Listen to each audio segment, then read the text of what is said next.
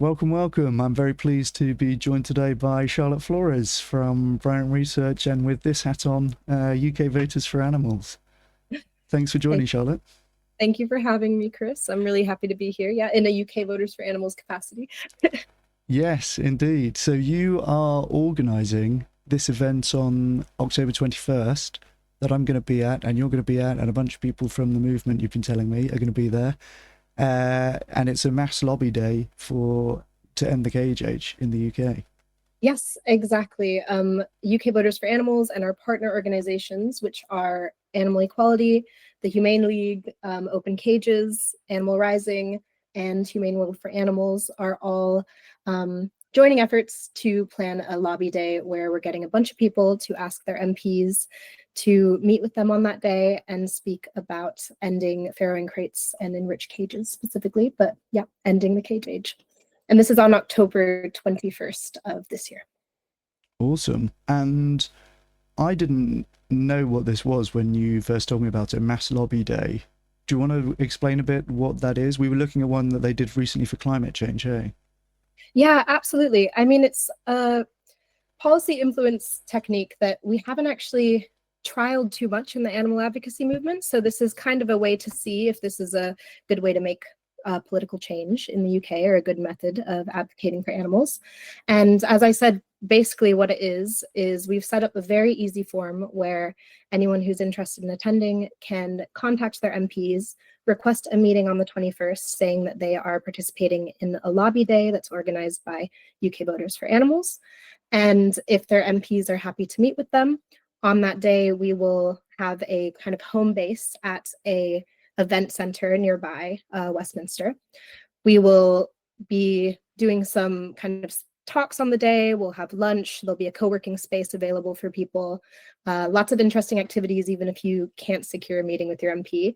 But if you do manage to secure one, then you can go to Westminster at your meeting time, speak about the cage issue with your MP, and hopefully, if enough MPs on the day hear about the same issue, they will be inclined to bring it up in Parliament, and hopefully that can influence the animal welfare agenda for a ton of animals in the UK. So we're really hoping this will be a opportune time and also an opportune issue to bring up in Parliament. And I think collective action in this way, in kind of an organized way, is going to be a really interesting technique to trial. And I'm very excited about it. Yeah, that's really awesome. There's going to be a bunch of people turning up in Westminster, and you've got an event centre, you said. So there's going to be talks and all stuff like this. So it's going to be, I don't want to say a party atmosphere, but it's kind of like, right? It's like a bit like a conference kind of vibe, I guess. Yeah, exactly. We'll all hype each other up to go have our meetings. Beforehand, we'll obviously provide some training materials. We're hoping to get an MP to speak on the day of the event as well in our event center. And yeah, there'll be lots of fun activities, lots of opportunities to meet people who are also advocating for animals. And yeah, it should be a fun one. Really hoping we can secure a lot of meetings with MPs. Sometimes it takes follow-ups, but we've already managed to secure quite a few.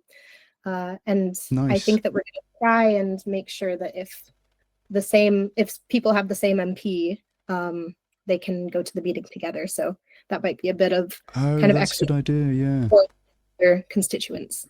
Yeah, yeah. Oh, that's cool. Can you share how many MPs have agreed to meet so far? Not yet. That is going to Okay, be, we're going to okay. announce it soon. So But it's several. My MP's amongst them. My MP's agreed to a meeting, so I'm happy about that. She's going to be there on the day.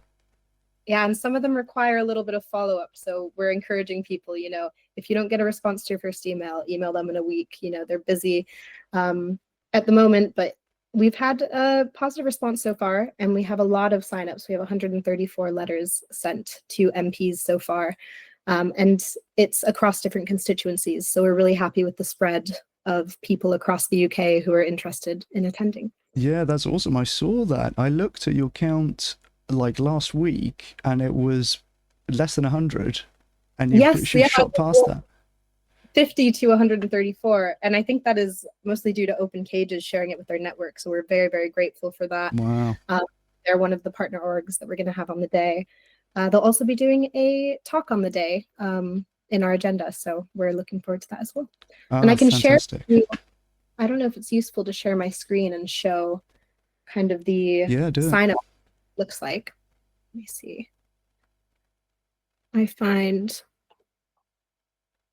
that it's useful to see what it would look like if you sign up. So we've set up this form, and all you do is fill out this information here, which is, name, email, street address, and the postcode will help match you with your relevant MP. Oh, that's my postcode that just popped up. and, and some information about the day. And once you submit it, it will take you straight to a template email that we have created addressed to your relevant MP, which you can edit as you see fit, and then hopefully just send off very easily and get a response from your MP sooner rather than later. So Yeah, that's awesome. That's so cool that the big share accounted for such a decent chunk of your signups then. So they're a very valuable partner then. Hey, what was their oh, yeah. Yeah, what was their network? Is it an email list or it's like their social media pages? Open Cages supporters, they sent out an email, and I think our other partner organizations will be doing the same thing. So we can only hope for similar boosts in signups from the other partners as well. And we really do encourage anyone who's interested in attending, who's already signed up to attend, to share it with friends, family, anyone else who might be interested. Share it in, WhatsApp groups for animal advocacy. Honestly, any channel we're exploring, just to get as many people as possible out to make sure that Parliament knows that people in the UK care about this issue. Yeah, that's really important. And the whole sort of theory of this approach is something like critical mass, isn't it? Where if you get, because there's only 650 MPs, right? And so if you get 50 of them at a push, you've got, nearly 10% of all the MPs hearing about the same issue on the same day. It gets to be quite palpable. Yeah, and even, those who don't have meetings with their constituents, maybe they'll hear about the issue from other MPs, maybe it'll be brought up in conversations. We can only hope that there's a spillover effect as well for even those MPs that we don't manage to reach, just hearing about the issue and briefing enough people on it that it becomes a palpable issue that's brought up more often. Yeah, absolutely.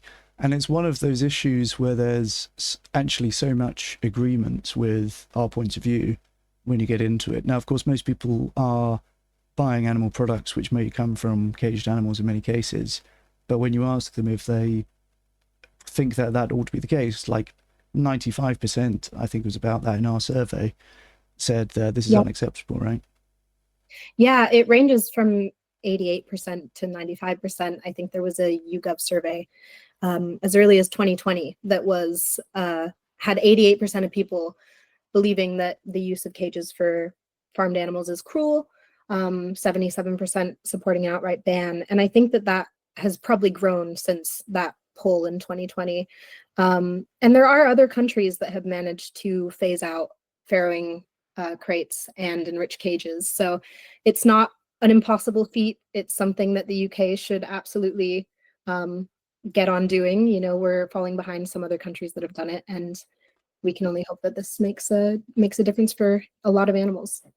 Yeah, that's a really important thing about other countries having done it, because I suppose proponents or maybe defenders of such a system would say, it's kind of necessary, right? We wouldn't be able to produce enough food if we didn't do this, or produce it cheaply enough. Which are the countries that have got rid of cages? Let me check, because I do have some notes on this somewhere. Oh, nice. I believe, yeah, so free farrowing pens, which are crates that are better than normal farrowing crates. They're a bit more spacious, and they kind of have a slope that helps prevent the piglet crushing that people are worried about, that farrowing crates came in for. But they're used in Sweden, Norway, and Switzerland at the moment. I believe that Germany uses temporary crating, max of 5 days, instead of the 5 weeks that sows unfortunately spend in farrowing crates here in the UK. 5 weeks, is it really? Yeah, it's awful, actually. It's about 60% of all breeding sows at the moment, and I think that adds up to I think it was 200,000 every year are crammed into these metal farrowing crates where they can't turn around. I mean, the space is just slightly bigger than their bodies. Yeah. And that's for 5 weeks, up to 5 weeks at a time, around the time that they give birth to their piglets.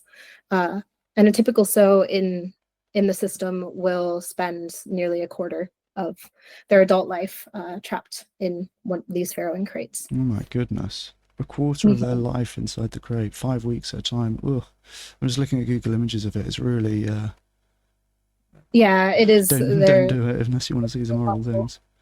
Yeah, although I mean, seeing these images is important for people to realize how serious this issue is, and how if we have alternatives like, free farrowing pens, we absolutely should be using them, and we should be trying to phase this out. And it might be something that takes some time, but at least committing to doing so, having a plan to make it happen, that is what we're looking for. Yeah, absolutely, absolutely. And this is about so there's farrowing crates and there's also enriched cages for hens is the other part of this, right? Yeah, those are used for laying hens, and they are barely larger than a A4 piece of paper. I think 20% of UK eggs are from hens that live in these enriched cages, and enriched is not really the, Yeah, I don't that's know, a bit that's really an accurate word. not our word, is it? Yeah. Sugar coating. But yeah, I think it's 14 million hens in the UK are still kept in these enriched colony cages. And that's the other issue that we're trying to bring to MP's attention. And I believe, yeah, and hopefully I'm correct in this. In 2021, the EU decided that they would prohibit all cages for farmed animals, aiming for those new rules to take effect in 2027. So the EU has committed to this. The UK absolutely should as well. And we can only hope that speaking with MPs will help make this happen. Yeah. I think I'm not sure on the current status of the EU thing, 'cause I know that there was some sort of delay last year, right? But they still said they're going to do it eventually? Let's see. Yeah, I think it was like a plan that they had set out. So, yeah. So they said in 2021 they said that they would. Okay.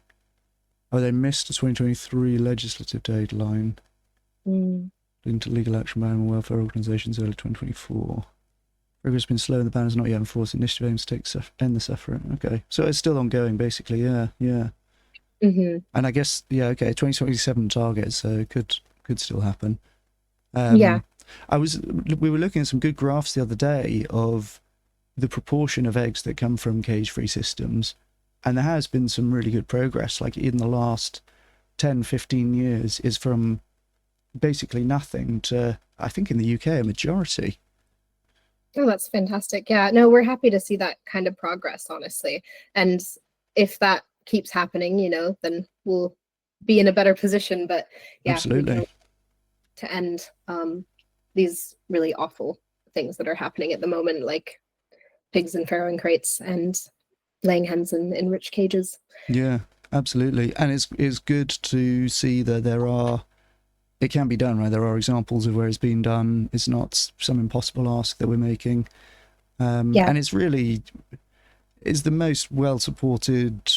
We had the Bryant research survey about the different farming practices, right? And it was like the cages were the highest proportion of people saying that it's wrong. I mean, I think that for other animal farming practices that we asked about in that survey, probably a lot of them people had a sense of like, it's not ideal, but I understand that if I'm eating animals, this needs to be done. But at cages, this does not need to be done, right? No, it absolutely doesn't. There are alternatives, and we can make a change here, and that's what we're trying to encourage the UK government to do. Yeah, it's remarkable to be a decision maker in a time and place where this is happening, and absolutely. So you even consider not getting rid of it, right? Yeah, well, and I think when you actually see the images of these cages and the animals in them, you realize how awful the situation is. And, most people, as you said, do support a ban on cages. We want to use that support to actually make it happen. I think that is the main goal. MPs are busy people, they have a lot of issues to think about, but if we get their ears on the right ones, then hopefully we can make change. Definitely. And I feel the other thing that you've written about, which is on a different topic, but while we're on the topic of like high levels of consensus on policy things, low welfare imports is the sort of almost we were reading the other day, a complementary policy to this, right? Because 100%. there can be a danger that if you move towards, or the more expensive that it gets to produce animals in the UK, it might tend towards more imports from countries with lower welfare standards, which is not fair on the farmers. It's certainly not fair on the animals. 100%. And actually, one of the things that we will also be secondarily asking for is a carve out in the SPS agreement for low welfare imports. If we were to go through with the cage ban, we don't want it to be the case that we ban something here and then just export that cruelty abroad. So we're hoping that these are, kind of a 2-for-1 deal, that we can make progress on both issues and also ban some low welfare imports. Excellent. Yeah, because from the government's perspective, what you don't want to do is put some costly regulations on your own domestic producers that don't apply to some importers, right? Yeah, 100%. We don't want to undermine UK farmers' efforts to improve welfare by allowing low welfare products in, and saying that it's okay if it's done over there, but not okay if it's done here. It's just those types of double standards aren't things that we want the UK to be promoting. Absolutely. Yeah. What I like about this is genuinely seems like a very high leverage opportunity for any individuals in the UK who are watching this, because Absolutely. Here's an opportunity where this is being organized by Charlotte in this case, right? I always say, like, you should take advantage of these things where there is some organization doing a bunch of admin, right? I mean, you're putting a lot of work into organizing this event, and there's going to be a bunch of other people there, and because it's sort of critical mass is a big part of it. Each additional one person who contacts their MP and gets their MP to go, or whether their MP comes along or not, right? Yes. It can really make a difference. One meeting, one email from a constituent, they might still respond and ask for a meeting, but if they get 3 or 4, then they start to see, okay, multiple of my constituents care about this, I should set up a meeting with them. And I want to emphasize the fact that anyone who cares about this issue is welcome to participate in this lobby day. You don't need prior experience speaking with MPs. We will be providing training information, a training webinar before the event. We'll provide a 1-pager on the issue itself. And on the day, we'll have a lot of support and people around to encourage you before your meetings with the MPs and also afterwards. And as I said, there'll be coffee, food, a co-working space. It'll be a nice day to meet fellow advocates and prepare for MP meetings in a nice environment. So yeah, we're really, really looking forward to it. And we are super excited to have so many wonderful partners on the UK Voters for Animals team, which is almost entirely made up of volunteers, aside from myself, who has been working part-time to prepare for this lobby day. We've put a lot of work into this. We're really excited about it. And just hoping that it goes well and we get as many people as possible out to make a difference. Absolutely, yeah. And that's a good point to emphasize, because I feel that a lot of young people especially might not really realize the nature of their relationship with their MP, where you kind of think, here's some sort of senior important person, and they are not that, but they work for you. I had a meeting with my MP recently, and when you go and do that, you think, oh, I'm going to meet my MP, better put my good shoes on today or whatever, right? And when you do it, they're very much, how can I help you, right? They're working for you. You're going to elect them and re-elect them. So it's really, anyone is meant to speak to their MP. It's not. You don't want it to just be all head of policies at animal orgs, right? It's got to be real people. Yeah, and MPs want to meet with their constituents. That is, as you said, really their job to hear about the issues that are important to the people who they're working for. And yeah, you don't have to be perfect. You don't have to have all of the stats or data ready. Like, you just have to care about the issue and be willing to bring it up in the capacity of like, I care about this. I think you should do something about it. And yeah, that's why I say anyone who wants to participate will be, carried to that point every step along the way. We will support them. We will provide helpful information, but it's not this big scary thing. And the good thing about meeting with your MP once is that you can establish a relationship with them. And when other issues crop up down the line, which, there's a lot of things that we're working on in the movement, you can contact your MP again, and having as many conversations as possible allows you to have an established relationship where you can go to them and, speak about what is important to you. Yeah, and MPs will love that as well, because I mean, the truth is, like, most people, and probably especially most young people, are kind of apathetic about politics, and like, you know, or even if they don't, or not ostensibly apathetic about politics, they might just not really find it accessible to get involved, or Yeah. frankly make the effort to like go and do it right. Which, fair enough. You got right. Young people got a lot of other stuff going on in their lives, but my point in saying that is that when there is somebody who, from the MP's perspective, if you've got some young person in their teens or 20s or 30s or 40s who wants to come and have a meeting and really cares about this issue, and does the admin of making it happen and so on, like, that is, they really do want to meet with you. And I think Yeah. that's because actually I like my MP much more than I did before, after having met her, more so than I would have expected. Do you know what I mean? Like, when you have the experience of meeting someone, I very strongly feel I'll go and vote for Claire Hillsgrove again, and I'll knock on doors for her or whatever else, which I wouldn't have guessed that I would feel that way after meeting her once. But she was very good and very, knew about the issues and knew about how it all works and everything. She's one of the new MPs. Oh, I see. Well, yeah, meeting, I mean, there's only so much you can garner about someone on paper. Meeting someone in person, having that like encounter, it does make things, well, yeah, for lack of better words, more personal. And I think it is a wonderful thing to do. And yeah, I can understand how contacting your MP for a meeting and going down to London on your own might be an intimidating thing to do, or going to their office in your constituency alone. But we want to make it kind of a day with a lot of camaraderie. You're not the only one doing this. Everyone's doing this. They come back and they tell you how their meeting went. Hopefully you feel a bit less nervous about yours.